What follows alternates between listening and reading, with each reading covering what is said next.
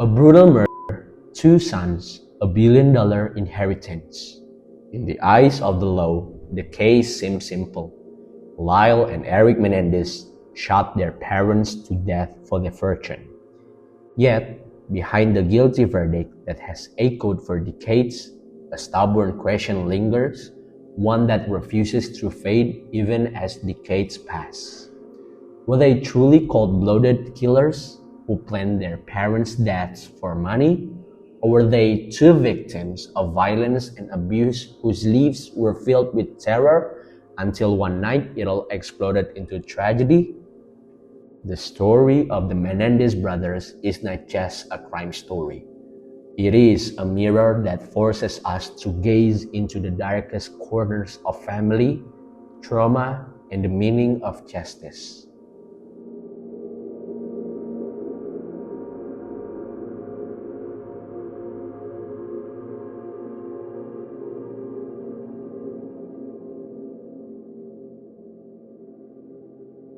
Beverly Hills, August 1989.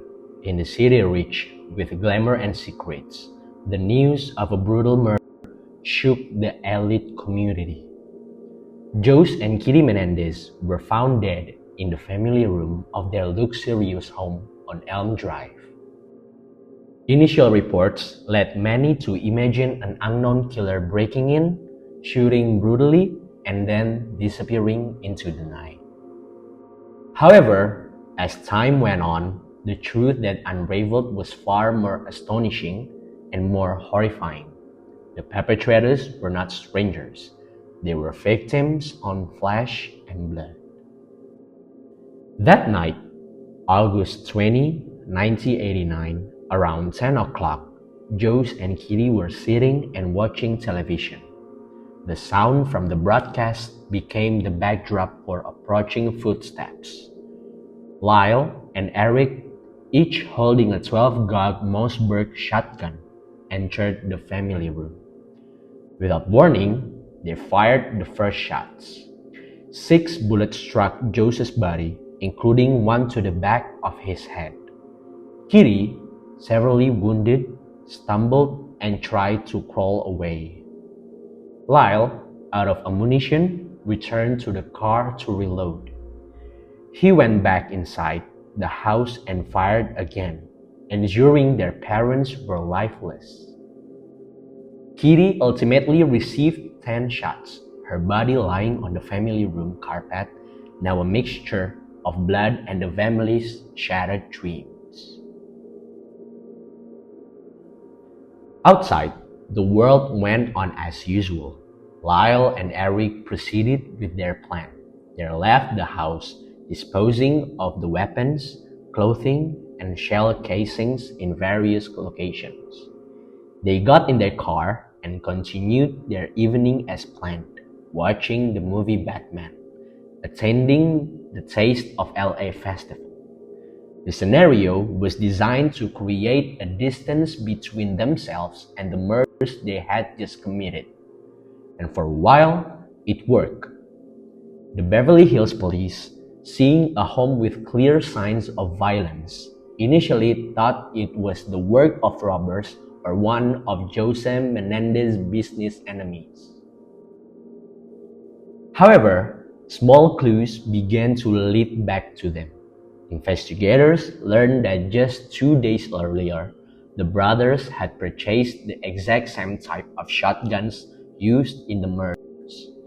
They also heard stories about how Lyle and Eric began spending conspicuously large amounts of money after their parents' death. The inheritance, valued at $14 million, started flowing into luxury items, sports cars, expensive watches, vacations, private tennis coach.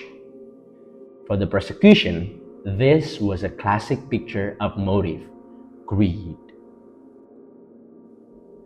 But behind the public image of the Menendez family's success, a different story was hidden, one unseen by neighbors or business associates. Jose Menendez was a Cuban immigrant who built his success from the ground up, becoming a top executive at RCA Records and Live Entertainment. His ambition and control were applied not only in business but also at home. He demanded perfection from his sons, leaving no room for weakness. Kitty, a former beauty queen and housewife, dutifully maintained the family's image. From the outside, their life looked like the perfect American dream. But according to Lyle and Eric, behind the walls of that magnificent house, they lived in deep fear. Fear of a father they accused of sexual and physical abuse for years. They claim Jose not only demanded achievement, but also used his power to harm them in unimaginable ways. And Kitty, they said their mother chose to remain silent, turning a blind eye to protect her reputation. This story only came to light publicly thanks to an unintentional leak. After the murders, Eric began therapy sessions with psychologist Jerome Oziel. In the counseling room, he confessed his darkest secret, that he and his brother had killed their parents. Oziel, shocked, later told his girlfriend Judalyn Smith. Smith, angry and fearful, reported it to the police. This was the beginning of a dramatic narrative shift from a simple inheritance case to a dark tale of a family abuse. In 1993, the first trial began. Attorney Leslie Abramson built her defense on the concept of battered child syndrome, a syndrome in which a child is continuously abused to the point of feeling trapped and eventually fights back to survive. In the courtroom, Lyle and Eric spoke with trembling voices, recounting their experience of being raised in what they described as a house of terror. Some jurors wept. However, others still saw the sequence of events: the purchase of weapons, the disposal of evidence, the neat alibi, the lavish lifestyle afterward. To them, this was premeditated murder. The debate reached a stalemate. The jury could not reach a unanimous decision. The result, a hung jury. The case had to be retried. The second trial, in 1996, proceeded under different rules. Prosecutors David Kahn and Lara Gatz came with a focused strategy, attacking the credibility of the abuse story, portraying it as a lie to avoid the death penalty. The judge limited the evidence of a sexual abuse, ruling that there was no immediate threat on the night of the murders, thus weakening the self-defense claim. Before the jury, the version of the story presented left little room for sympathy. Lyle and Eric were finally found guilty of first-degree murder and conspiracy to commit murder. The sentence was handed down: life in prison without the possibility of parole. For many at that time, this was a firm enforcement of the law. But time changes perspectives. In the 1990s, public awareness of sexual abuse, especially against boys, was still minimal.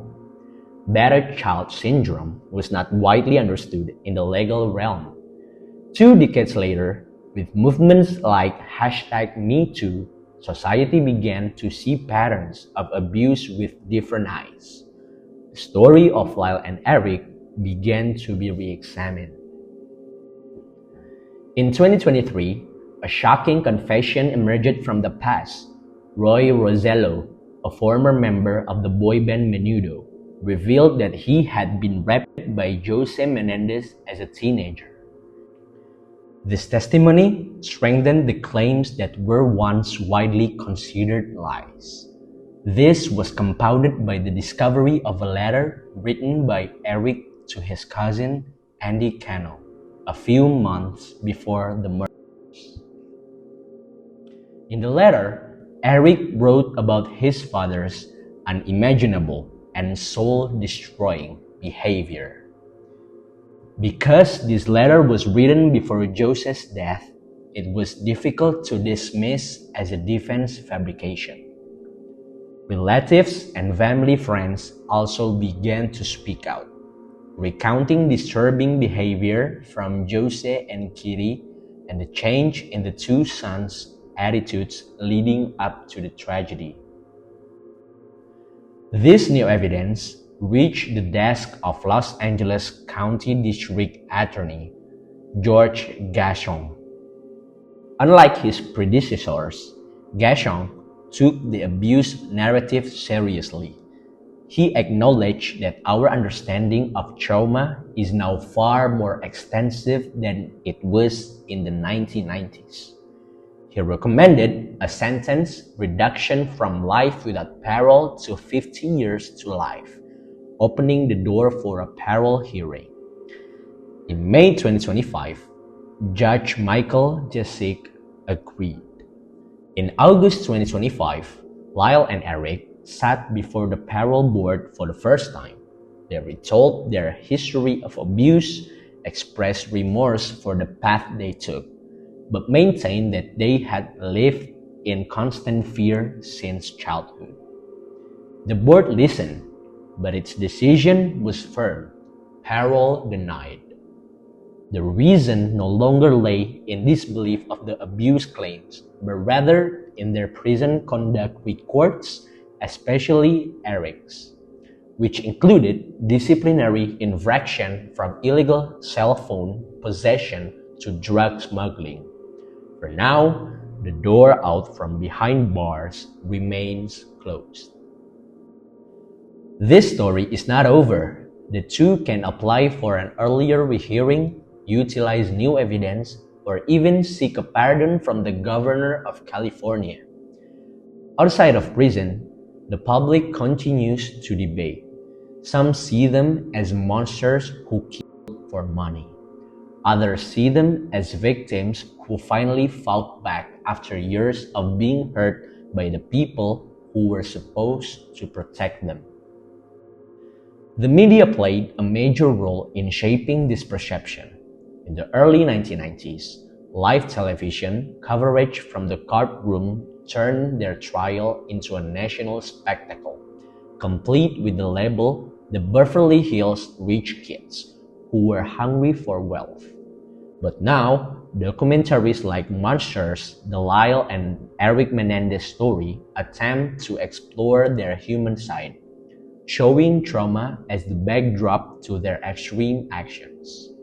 A new generation of viewers, raised in an era of trauma awareness, is more inclined to accept the narrative that monsters are often not born, but created. The Menendez brothers' case is a test of the limits of justice. From a legal perspective, the evidence presented in the second trial showed careful planning. The steps taken before and after killing their parents were inconsistent with the concept of spontaneous self-defense. However, from a psychological perspective, the tragedy can be seen as the climax of a life filled with terror under the power of a predatory father, exacerbated by a mother who did not protect them. These two viewpoints pull at each other, forcing us to acknowledge that crime stories often arise from a dark mixture of an individual choice and the environment that shapes it. The truth, in this case, is rarely black and white. It lies in the gray area where guilt and victimhood meet. 36 years after the bloody night on the Elm Drive, the names Lyle and Eric Menendez remain a subject of debate. For some, they are a symbol of a tough-on crime era where financial motives were more believable than stories of trauma. For others, they are a bitter reminder that sometimes behind a perfect family smile, secrets are hidden that, when finally revealed, will destroy everything.